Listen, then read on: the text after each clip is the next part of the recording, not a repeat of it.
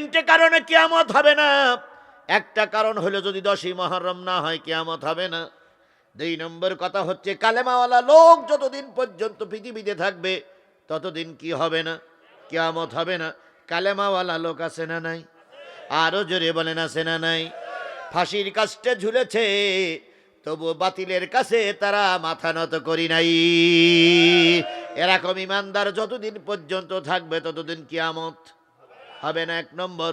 2 নম্বর, ওয়ায়ুনাজ্জিলুল guys, কখন কোথায় কোন মেঘে বৃষ্টি হবে কে জানে?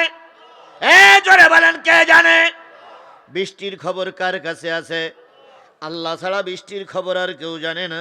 শেখ হাসিনাও জানে না, খালেদা জিয়াও জানতো না, ডাক্তার মোহাম্মদ শফিকুর রহমান জানে না, পীর সাহেব সরমনাই জানে না, হেফাজতের আমির জানে না, কেউ জানে না। কে জানে? বৃষ্টির খবর আল্লাহর কাছে আছে। কাকে রেজেক দেবে সেটাও আল্লাহর ব্যাপার, ওটা দুনিয়ার আর কেউ কেন না। 2 নম্বর।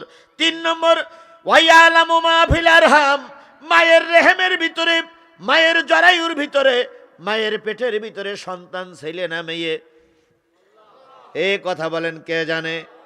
আল্লাহ কাউকে ছেলে দেয়, কাউকে কি দেয়, আবার কাউকে শুধু ছেলে দেয়, কাউকে শুধু মেয়ে দেয়, কাউকে আল্লাহ কিছুই দেয় না।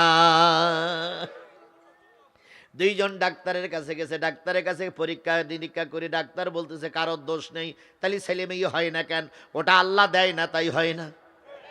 আবার একজনের বললে স্বামীর দোষ, স্ত্রী ভালো, স্বামী আরেকটা বিয়ে করেছে সেটারও হয় না। ও ভাই, ছেলে মেয়ে কি হবে না হবে কে জানে? দুনিয়ায় কেউ জানে না, কিন্তু আমার সরকার জানে। ছেলে হোক মেয়ে হোক দুটোর বেশি হবে না।